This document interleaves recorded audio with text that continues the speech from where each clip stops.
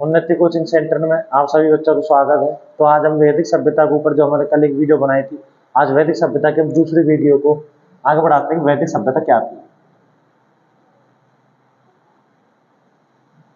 वैदिक सभ्यता पार्ट 2। वो जो हमने पढ़ा था वैदिक सभ्यता के बारे में, तो कल हमने पढ़ा था पूर्व वैदिक काल। पूर्व वैदिक काल में हमने ऋग्वेद के बारे में वर्णन किया था कि ऋग्वेद में 10 मंडल होते हैं, 1028 सूक्तियां होती हैं, कौन से मंडल में क्या चीज हुई, जो भी इंपॉर्टेंट चीज थी वो मैंने आपको कल बताई थी बच्चों। तो आज हम इनका जीवन पढ़ेंगे कि इनका जीवन कैसा था, राजनीतिक जीवन कैसा था, आर्थिक जीवन कैसा था, धार्मिक जीवन कैसा था, किसकी सबसे ज्यादा पूजा करते थे, किसको पालते थे, पशुपालन कैसा होता था, कृषि किसकी करते थे। तो इन सभी चीजों के बारे में आज आपको बताने वाले हैं बच्चों। सबसे पहले पढ़ेंगे हम राजनीतिक जीवन।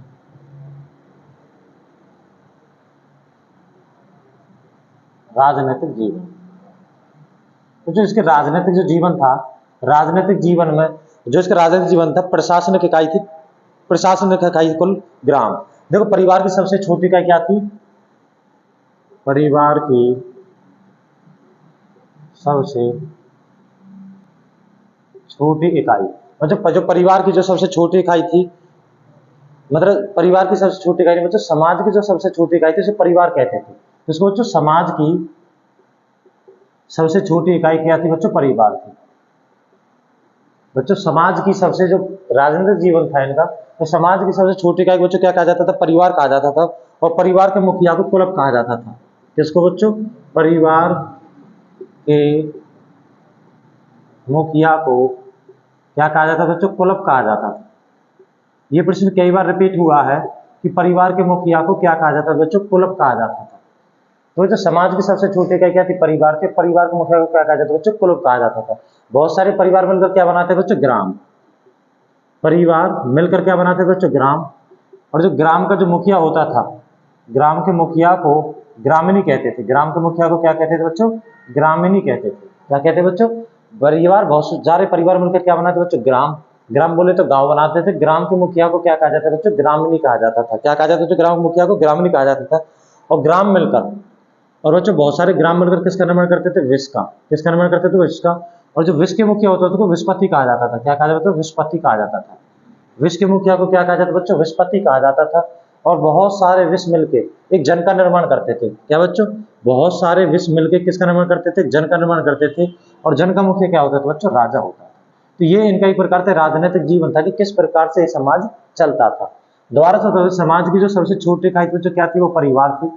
परिवार के मुखिया को क्या कहा जाता है? कुलप कहा जाता था। इंपोर्टेंट प्रश्न है, सबसे ज्यादा बार रिपीट होने वाला प्रश्न है कि परिवार के मुखिया को क्या कहा जाता है बच्चों? कुलप कहा जाता था। परिवार, बहुत सारे परिवार मिलकर क्या बनाते थे बच्चों? ग्राम बनाते थे। और ग्राम के मुखिया को क्या कहा जाता था बच्चों? ग्रामीणी कहा जाता था। इसी प्रकार से बहुत सारे ग्राम मिलकर क्या बना रहे थे बच्चों? विष बनाते थे। और विष मिलकर क्या, विष के मुखिया को क्या कहा जाता था बच्चों? विषपति कहा जाता था। बहुत सारे विष मिलकर क्या बनाते थे बच्चों? जन बनाते थे। और जन के मुखिया को क्या कहा जाता था? राजा या राजन कहा जाता था। क्या कहा जाता था बच्चों? विष के मुखिया को क्या कहा जाता था बच्चों? जन या विष के बहुत सारे विष मिलकर किसका नाम होता था? जन का। और जन के मुखिया को क्या कहा जाता था? राजा या राजन कहा जाता था। तो इस प्रकार से हमारी ये समाज बटा हुआ था, जो हमारे वैदिक काल में बताया हमको गया। इतिहास में जब हमारे वैदिक काल के बारे में बताया गया तो इसके बारे में बताया गया कि समाज की छोटी इकाई परिवार थी। परिवार, ये प्रश्न इंपोर्टेंट है बच्चों, सबसे ज्यादा बार रिपीट हुआ है कि परिवार के मुखिया को क्या कहा जाता है बच्चों? कुलप कहा जाता था। परिवार मिलकर ग्राम बनाते थे। जैसे आज के जमाने में भी नहीं होता कि समाज की सबसे छोटी इकाई क्या होती है बच्चों? परिवार होती है। परिवार के मुखिया को क्या कहते हैं हम? परिवार समाज की बच्चों, जो इनका वैदिक सभ्यता के लोगों को जो मुख्य व्यवसाय क्या था बच्चों? मुख्य व्यवसाय, तो जो मुख्य व्यवसाय होता था वो होता था बच्चों इनको पशुपालन। पशुपालन इनका मुख्य व्यवसाय होता था। क्या था बच्चों? मुख्य व्यवसाय पशुपालन। बच्चों मैं बात कर रहा हूँ पूर्व वैदिक काल की। इसकी बच्चों पूर्व वैदिक काल, मतलब ऋग्वैदिक काल। ऋग्वैदिक काल है, पूर्व वैदिक काल में बच्चों मुख्य व्यवसाय होता था पशुपालन। लेकिन जब हम उत्तर वैदिक काल पढ़ेंगे तो उसमें मुख्य व्यवसाय पशुपालन स्थान पर क्या आ जाएगा बच्चों? कृषि आ जाएगा। ये खेती भी करते थे। कृषि किस किस की करते थे बच्चों? ये बच्चों कृषि करते थे गेहूं व जौ की। गेहूं व जौ की क्या करते थे बच्चों? कृषि करते थे गेहूं की व जौ की। तो मुख्य व्यवसाय क्या था बच्चों? इनका पशुपालन था। कृषि को दूसरे नंबर पर स्थान दिया गया उन्होंने। तो मुख्य व्यवसाय पशुपालन था। पशुपालन में किसको क्या चीज प्रमुख थी? गाय और घोड़ा। गाय व घोड़ा, गाय घोड़ा को प्रमुख माना गया है। क्योंकि घोड़ा का सबसे ज्यादा यूज करते थे। और गाय का तो हमारे जो ऋग्वेद 176 बार गाय का वर्णन उसमें किया गया। और गाय को अधन्या भी कहा गया। अधन्या का मतलब होता है गाय को न मानने वाला। दूसरी बात, जो इसमें राजा की स्थिति कमजोर होती थी, राजा की स्थिति कमजोर थी। देखो बच्चों, जो पूर्व वैदिक काल मतलब जो ऋग्वैदिक काल है उसमें राजा की स्थिति कमजोर थी, लेकिन जब उत्तर वैदिक काल है उस राजा की स्थिति मजबूत हो जाएगी और राजा का पद पैतृक हो जाता है। तो राजा की स्थिति कमजोर थी, इसको सलाह देने के लिए 4 संस्था बन रही थी। एक तो थी सभा, एक होती थी समिति, एक होती थी विदत और एक होती थी बच्चों गण। ये 4 प्रकार की सलाहकारी समिति थी। राजा की स्थिति कमजोर थी, राजा को सलाह देने के लिए ये चीज बनी थी, सभा, समिति, विदत और गण बनी हुई थी। तो जो सभा थी, सभा उच्च लोगों की थी, उच्च लोगों व पढ़े लिखे लोगों की थी, पढ़े लिखे लोगों की थी।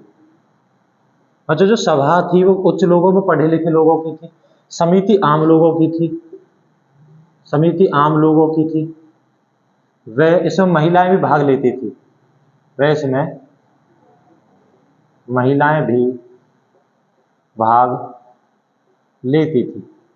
दोबारा से बताते बच्चों, देखो इसमें महिलाएं भाग नहीं लेती थी सभा में। ये उच्च लोगों व पढ़े लिखे लोगों की थी सभा।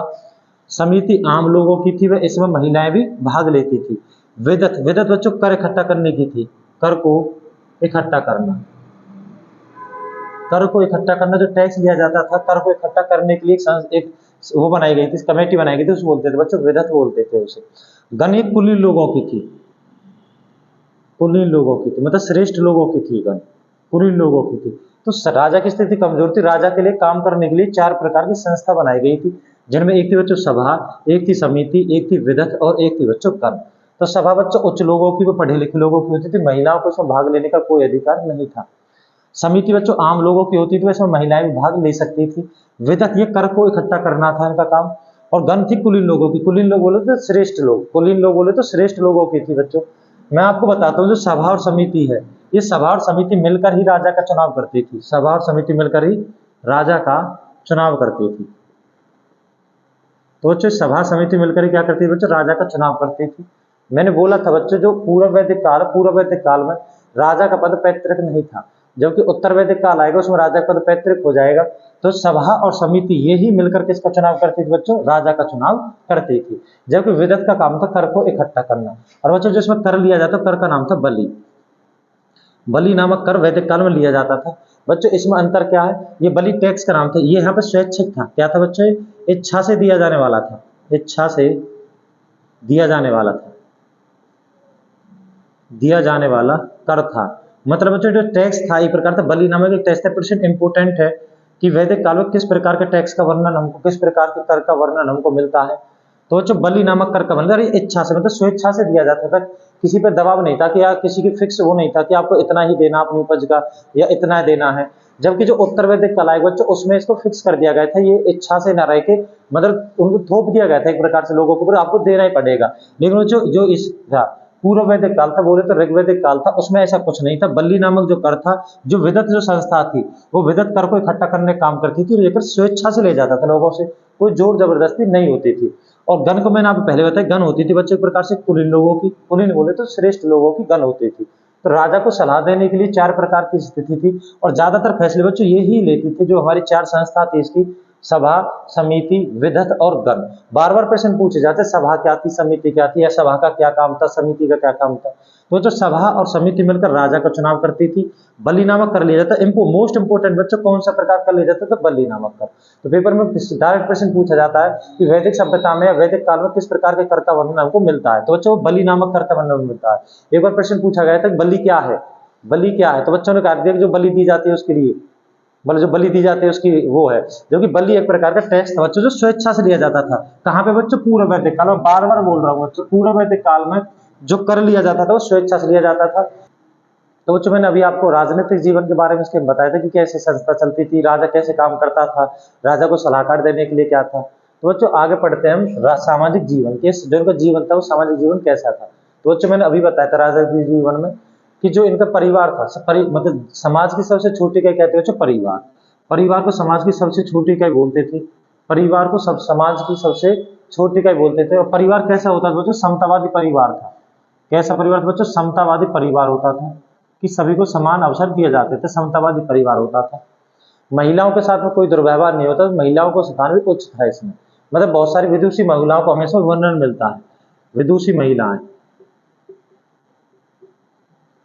बहुत सारी विदुषी महिलाओं को हमेशा वर्णन मिलता है।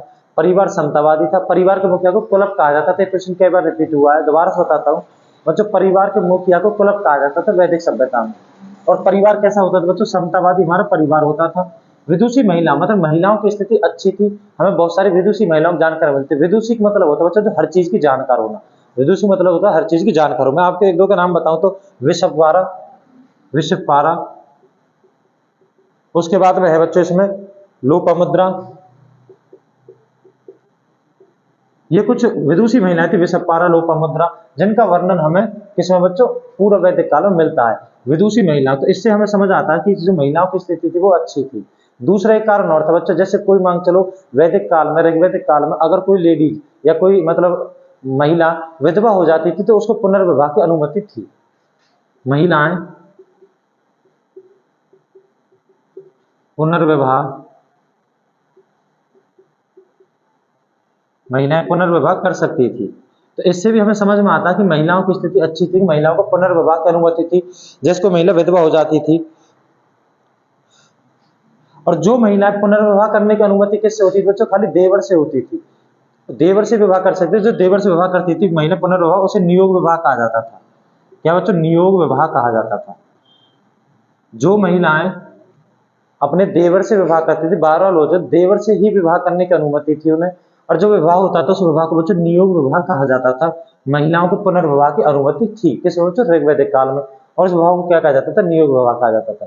दूसरा, हमें ऋग्वैदिक काल बच्चों 8 प्रकार के विवाह का वर्णन मिलता है कि 8 प्रकार के विवाहों का वर्णन मिलता है टोटल। ये प्रश्न पेपर पूछा गया था कि वैदिक काल में कितने प्रकार का विवाह का उल्लेख, कितने प्रकार के विवाह का उल्लेख बच्चों? 8 प्रकार के विवाहों का उल्लेख हमें मिलता है वैदिक काल में, उल्लेख मिलता है।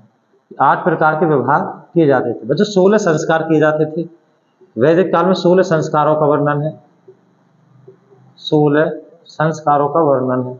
और 16 संस्कार कौन से होते थे बच्चों? 16 संस्कार होते थे जैसे जब तक बच्चा गर्भ में जाता है माँ के में, और तब तक इंसान मरता है, तब तक जो टोटल संस्कार, टोटल जो अपने जीवन काल में जो भी कुछ करते हैं उन्हें संस्कारों में आता है। जैसे किसी का मुंडन करवाना हो, नामकरण करवाना हो बच्चे का, या शादी के समय पे जो होता हो, या मृत्यु के समय पे जो अंतिम यात्रा करती, तो वो सब एक संस्कारों में गिना जाता है। तो जो इस प्रकार के 16 संस्कारों का वर्णन हमको मिलता है।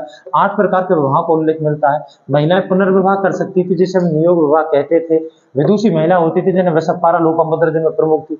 विदुषी का अर्थ होता है हर मामलों की जानकार। और जब परिवार कैसा होता था? समतावादी परिवार होता था। बच्चों ऋग्वैदिक काल में बोले तो पूर्व वैदिक काल में हमें सती प्रथा का और बाल विवाह का कोई प्रमाण नहीं मिलता, लेकिन बच्चों उत्तर वैदिक काल में इनके प्रमाण मिलते हैं। बार बार बताते बच्चों, इसमें सती प्रथा व बाल विवाह का कोई उल्लेख नहीं है। बाल विवाह नहीं होता था, बाल विवाह नहीं होता था। ये बच्चों बाद में हमारी कुरीतियां चली है, बाद में चली है। तो सती प्रथा में बाल विवाह का कोई उल्लेख हमें ऋग्वैदिक काल बोले तो पूर्व वैदिक काल में बच्चों में नहीं मिलता है। जो जीवन भर अविवाहित रहने वाली स्त्री थी उनको अमाजु कहा जाता था। ये प्रश्न मोस्ट इंपोर्टेंट बच्चों, जीवन भर अविवाहित रहने वाली स्त्रियों को अमाजु कहा जाता था बच्चों। क्या कहा जाता था? अमाजु, अमाजु कहा जाता था। ये प्रश्न मोस्ट इंपोर्टेंट है बच्चों कि जीवन भर अविवाहित रहने वाली स्त्रियों को क्या कहा जाता था? अमाजु। मोस्ट इंपोर्टेंट प्रश्न है बच्चों। ऋग्वैदिक काल में जीवन भर जो अविवाहित रहने वाली स्त्री आती है उनको अमाजु कहा जाता था। और हमें इसमें सती प्रथा, बाल विवाह का कोई उल्लेख नहीं मिलता है। इससे हम कह सकते हैं कि जो पूर्व वैदिक काल था, वैदिक सभ्यता थी, उसमें महिलाओं की स्थिति बहुत अच्छी थी। लेकिन जो उत्तर वैदिक काल है उसमें महिलाओं की स्थिति में बहुत ज्यादा गिरावट होनी चालू हो जाती है, चालू हो जाती है। इस कारण से हम इसे बोल सकते हैं। तो बच्चों इससे आगे हम पढ़ेंगे। बच्चों अब पढ़ेंगे इनका आर्थिक जीवन, कि इनका आर्थिक जीवन कैसा था। आर्थिक जीवन बच्चों मैंने अभी बताया था, ये पशुपालन में विश्वास करते थे। बच्चों पूर्व वैदिक काल के लोग पशुपालन करते थे। क्या करते थे बच्चों? पशुपालन करते थे। और पशुपालन में क्या क्या प्रमुख था बच्चों? गाय और घोड़ा। घोड़ा इनका प्रिय पशु कौन सा था बच्चों? को पेपर में आए कि वैदिक काल के लोगों का प्रिय पशु क्या था? घोड़ा लिखना बच्चों उसमें। जबकि जो हमारी गाय है, गाय का वर्णन, गाय को एक तो ऐधन्या कहा गया है बच्चों। ये प्रश्न पूछा जाता है कि गाय को क्या कहा गया, एधन्या क्या गया ऋग्वेद में। एधन्या का मतलब होता है वध न करने वाली, मतलब जिसका वध नहीं कर सकते, वध नहीं करने योग्य। और बच्चों ये ना कबीले में रहते थे, जो वैदिक काल के लोग थे उस समय कबीलों में रहते थे। कबीलों में जो आपस में लड़ाई होती थी ना बच्चों, वो गाय को लेकर ही होती थी। और गाय को एधन्य कहा गया। बच्चों प्रश्न कई बार रिपीट हुआ पेपर में कि गाय को क्या कहा गया, एधन्य कहा गया है। और जो गाय का वर्णन है ऋग्वेद में वो 176 बार हुआ बच्चों, 176 बार गाय का वर्णन हुआ बच्चों ऋग्वेद में। कितनी बार बच्चों, 176 बार गाय का वर्णन हुआ है ऋग्वेद में। वध नहीं करने योग्य कहा गया गाय को। लेकिन प्रिय पशु आए कि उसका वैदिक लोगों का प्रिय पशु कौन था, बस बच्चों घोड़ा था। दूसरी बात इसमें एक पशुपालन प्रमुख था, खेती। बच्चों खेती किसकी करते थे, मैंने अभी बताई थी, गेहूं की व जौ की खेती करते थे, गेहूं व जौ की खेती करते थे। दूसरी बात मैं इसके बारे में और बताऊं बच्चों, ये कैसी सभ्यता थी बच्चों, ग्रामीण सभ्यता थी। कैसी सभ्यता बच्चों, ग्रामीण सभ्यता थी, ग्रामीण सभ्यता थी। लोहे की खोज की थी इन्होंने। ये प्रश्न मोस्ट इंपोर्टेंट है, लोहे की खोज किस सभ्यता में थी, वैदिक सभ्यता में। क्योंकि मैंने बच्चे बताया था जो सिंधु घाटी सभ्यता के लोग थे वो लोहे धातु से परिचित नहीं थे। लोहे धातु का आविष्कार बोल लो या लोहे धातु की खोज बोल लो बच्चों, किसने की थी, वो वैदिक काल के लोगों ने की थी। इंपोर्टेंट प्रश्न बच्चों। अरे कैसी सभ्यता बच्चों, ग्रामीण सभ्यता थी। कैसी सभ्यता बच्चों, ग्रामीण सभ्यता थी। और लोहे की खोज इन्होंने की थी। दूसरा प्रश्न बनता है बच्चों, प्रिय पशु क्या था इनका, घोड़ा। प्रिय देवता कौन सा था बच्चों, इनका प्रिय देवता था बच्चों इनका इंद्र। इंद्र को प्रिय देवता कहा गया इंद्र को। और इंद्र को इसको पुरंदर कहा गया है। इंद्र को क्या गया, पुरंदर। पुरंदर का अर्थ होता है किलों को तोड़ने वाला। पुरंदर का क्या अर्थ होता है बच्चों, किलों को तोड़ने वाला, किलों को तोड़ने वाला। किलो को क्या, पुरंदर को क्या अर्थ होता है बच्चों, इंद्र को क्या कहा गया है बच्चों, पुरंदर कहा गया है। और पुरंदर का अर्थ होता है बच्चों किलों को तोड़ने वाला। तो जो प्रिय देवता क्या था इनका, इंद्र था। दूसरे नंबर का देवता कौन सा था बच्चों, अग्नि। दूसरा प्रिय देवता कौन सा था बच्चों, अग्नि। दूसरा प्रिय देवता था बच्चों इनका अग्नि। अग्नि दूसरा प्रिय देवता इनका अग्नि था। प्रिय देवता इंद्र था। इंद्र को पुरंदर कहा गया है। और बच्चों पुरंदर का अर्थ होता है बच्चों किलों को तोड़ने वाला। ग्रामीण सभ्यता थी, महिलाओं की स्थिति अच्छी थी, लोहे की खोज की थी इन्होंने, घोड़ा इनका प्रिय पशु होता था। तो ये सारी चीजें बच्चों इसमें हमें मिलती हैं।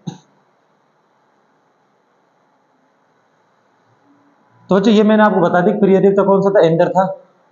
और पशुपालन किसका करते थे, गाय व घोड़े का पशुपालन करते थे। ठीक बच्चों, इसके बाद हम बताते हैं आगे से। बच्चों मैंने अभी बताया था कि इनका प्रिय देवता कौन सा था, इंद्र। तो बच्चों इंद्र का वर्णन में 250 बार मिलता है। किसमें बच्चों, ऋग्वेद में इंद्र का वर्णन 250 बार, 250 बार। दूसरा प्रिय देवता बच्चों इसका अग्नि। अग्नि का वर्णन हमको मिलता है बच्चों 200 बार।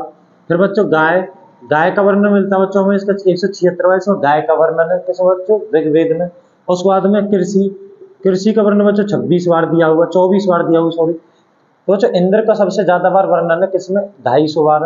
250 बार इंद्र शब्द का यूज होता है।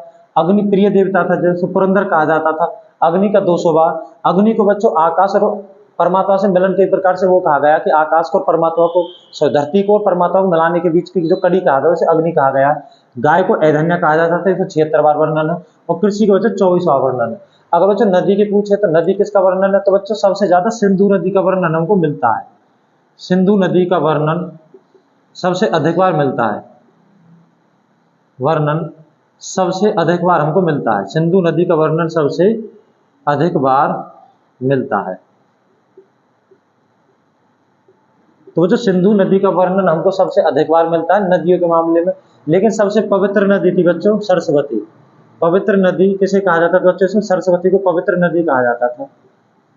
पवित्र नदी किसे कहा जाता था बच्चों, सरस्वती को पवित्र नदी कहा जाता था। ऋग्वेद में बच्चों 33 देवताओं का वर्णन मिलता है हमको।